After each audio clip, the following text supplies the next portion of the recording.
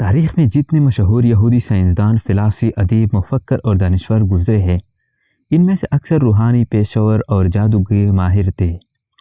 اس کو مسلمانوں کی سادگی ہی کہی جائے یا کچھ اور کہ جب البرٹ آئنسٹائن، اسحاق نیوٹن یا چارلس ڈارون اور لارڈ میکالے کا نام لیا جائے تو وہ اس سے صرف ایک سائنسدان، فلسفی اور مفکر مراد لیتے ہیں، حالانکہ یہ ان کی زندگی کا صرف ایک پہلو ہے، جبکہ ان کی اصلی زندگی وہ ہے جو انہوں نے ایک جادوگر یا روحانی شخصیت کے طور پر گزاری۔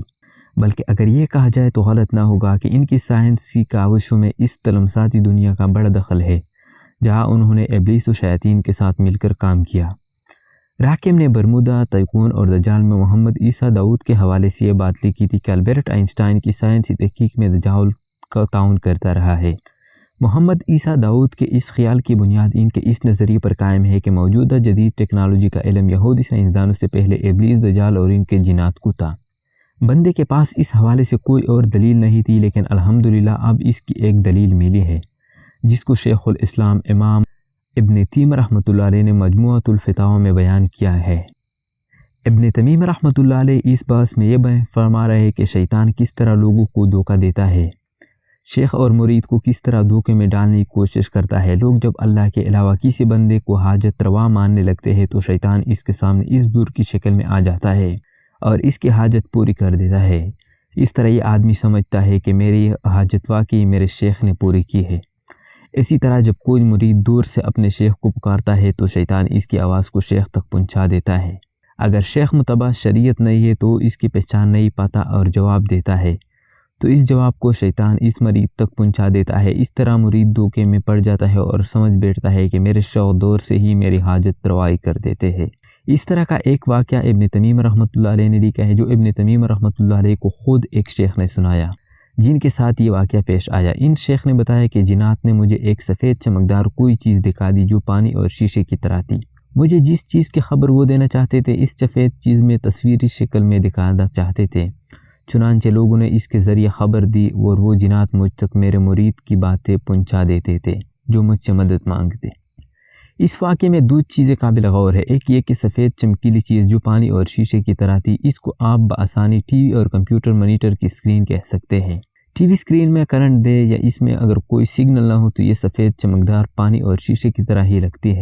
نئی LCD اسکرین میں یہ زیادہ واضح ہے۔ جنات اس کے اندر تصویری شکل میں خبریں دکھاتے۔ دوسری چیزیں مرید دین کی آواز شیخ تک پہنچانا، یہ ریڈیو ہی کی طرح کوئی چیز ہوگی۔ جنات کی دنیاوی کام مہارت کو قرآن کریم میں بھی بیان کیا گیا ہے۔ ترجمہ: وہ جنات سلیمان علیہ السلام کے لیے بڑی بلند و بالا تعمیرات، مجسمے، حوضوں جیسے بڑے برتن بناتے اور جمی ہوئی دیگچیاں جیسا وہ چاہتے۔ حقیقت یہ ہے کہ مسلمانوں کا پڑھا لکھا طبقہ آئنسٹائن، نیوٹن، ڈارون اور لارڈ میکالے کے سحر میں اس طرح جکڑا ہوا ہے کہ وہ ان کے خلاف کوئی بات سننا گوارا ہی نہیں کرتا، خواہ ان کو کتنے ہی دلائل دیے جائیں۔ نیز ایک بڑی غلط فہمی یہ ہے کہ ٹیکنالوجی کے اعتبار سے صرف موجودہ دور ہی ترقی یافتہ ہے، بلکہ قومیں ترقی یافتہ نہیں تھی۔ سابقہ بھی اپنے دور میں ٹیکنالوجی کی معراج پر پہنچتی رہی ہے، البتہ بنیادی سائنس ہر ایک کی مختلف رہی ہے۔ مثلا موجودہ سائنس تیز رفتار سفر کے لیے ہوائی جہاز کو اپنی بڑی کامیابی قرار دیتی ہے، لیکن ماضی میں بعض قومیں ہم سے زیادہ تیز رفتاری سے زمین کے فاصلے طے کرتے رہی ہے۔ یہ الگ بات ہے کہ ان کو طیارے کی ضرورت نہیں تھی، بلکہ یہی کام انہوں نے زمین کی کشش ثقل گریویٹیشن ختم کر کے کیا، جو ہمارے اس سائنس کی پہنچ سے ابھی تک باہر ہے اور انتہائی ماڈرن ٹیکنالوجی ہے۔ مصر کے فرعون بڑی بڑی چٹانیں بغیر کسی مشینری کے ہوا میں اٹھا لیتے تھے، جبکہ ہم اس کے لیے بڑی بڑی دیو ہیکل مشینری کے محتاج ہیں۔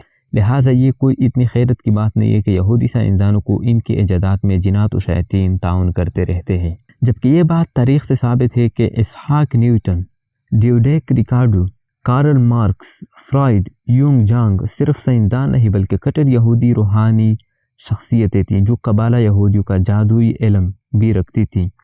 ان کے علاوہ Copernicus, Kepler, Galileo, Bacon, Descartes, Voltaire, Rousseau, ایورسیس، ڈائٹن، ٹلسٹائی، یہ تقریباً سب فریسمن اور قبائلیٰ کے ماہر تھے، یعنی ایلومیناٹی کی۔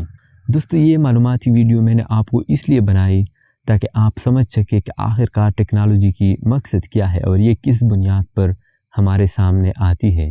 دوستو، اگر آپ کو اس ویڈیو سے کچھ سبق ملا تو برائے مہربانی ویڈیو کو اپنے دوستوں کے ساتھ شیئر کریں چینل پر نئے آیا ہو تو چینل کو سبسکرائب کر کے ساتھ میں دی گھنٹی کے نشان کو بھی دبائے تاکہ آپ کو ہر ویڈیو کی نوٹیفیکیشن وقت پر ہی مل سکے۔ ملتا ہے کسی نیکسٹ ویڈیو میں، تب تک کے لیے مجھے بھی دعاؤں میں یاد رکھیے گا۔ اللہ حافظ۔